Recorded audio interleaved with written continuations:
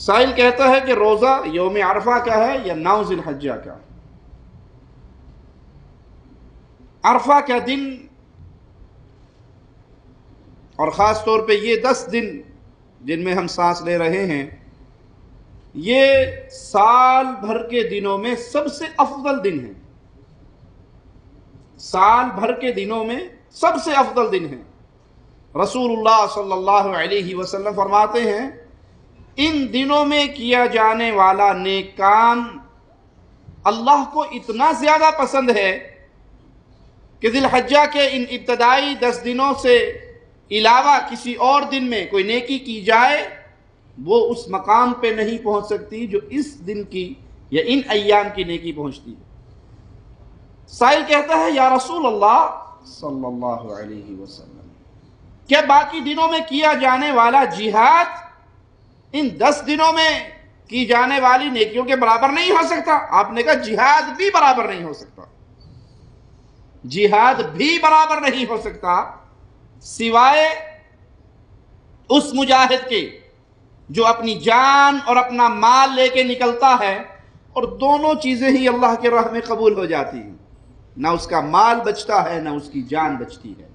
اس کے علاوہ یہ دن بڑے عظیم دن ہیں، بڑے مبارک دن ہیں. ان دنوں میں کثرت سے نیکیاں کریں، کثرت سے ثواب کمائیں. کتنے لوگ ہیں جو حج کی تیاری کیے ہوئے تھے، کوئی ٹیکنیکل پرابلم ان کا آ گیا اور وہ حج پہ نہیں جا سکتے،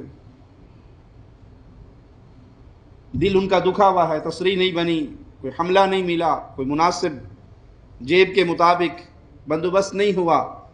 ارے بھائی فجر کی نماز پڑھو مسجد میں جماعت کے ساتھ، وہیں پہ بیٹھ جاؤ اور ذکر کرتے رہو، اذکار کرتے رہو یہاں تک کہ اشراق کا وقت ہو جائے.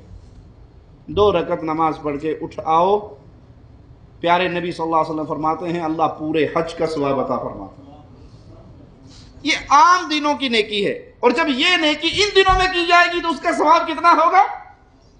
ان دنوں میں صدقہ کیجئے، خیرات کیجئے، اللہ کے راستے میں بانٹیے، کثرت سے اپنی زبان کو اللہ کے ذکر میں استعمال کیجئے. جو بندہ اللہ کے ذکر کو اپنی زبان پر جاری کر لیتا ہے، پیارے نبی صلی اللہ علیہ وسلم کا فرمان سناؤں؟ آپ نے فرمایا صحابہ سے کیا تمہیں ایک ایسا عمل نہ بتاؤں جو گردنیں کاٹنے کٹوانے سے بھی زیادہ افضل ہو؟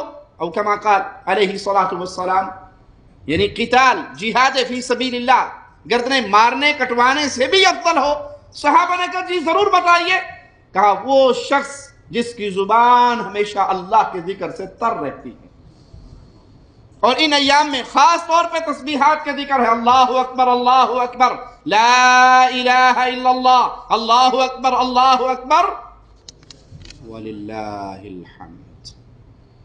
اللہ سب سے بڑا ہے، اللہ سب سے بڑا ہے. یہ الفاظ آپ ڈرائیونگ کر رہے ہیں، آپ کام کر رہے ہیں، آپ کچھ مصروف ہیں، آپ کا ہاتھ مصروف ہے نا، آنکھیں مصروف ہیں، کان مصروف ہے، زبان تو فارغ ہے.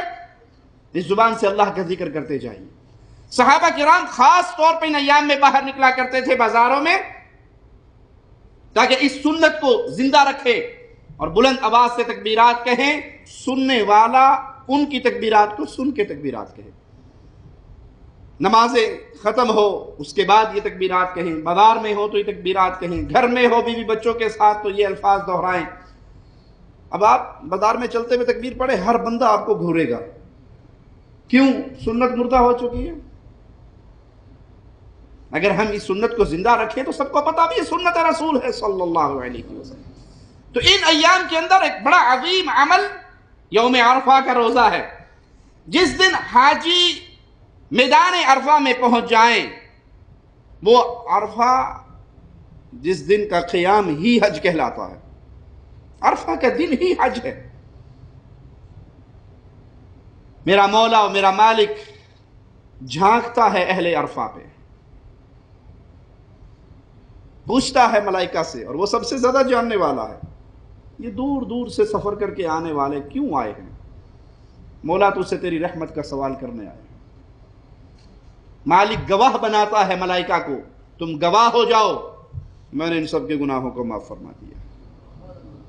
عرفہ کے دن شیطان اتنا مایوس ہوتا ہے کہ ہوا خارج کرتا ہوا دوڑتا ہے، خاک کو اپنے سر پہ ڈالتا ہے کہ میں نے زندگی اپنی لگا دی ان کو پاپی بنانے میں، اور آج یہ سارے ایسے لوٹ رہے ہیں جیسے ماں کے پیٹ سے آج جنم لے کے آئے ہیں۔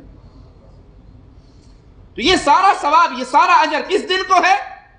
عرفہ کے دن کو۔ جو حاجی وہاں پہنچ گیا وہ تو اجر و ثواب پا گیا، اب جو حاجی وہاں پہ نہیں پہنچ سکا وہ اس دن روزہ رکھے گا۔ جب وہ روزہ رکھے گا تو اللہ اس کے 2 سال کے گناہوں کو معاف فرما دے گا۔ روزہ 9 ذی الحج کے ساتھ نہیں ہے بلکہ عرفہ کے ساتھ روزے کا تعلق ہے۔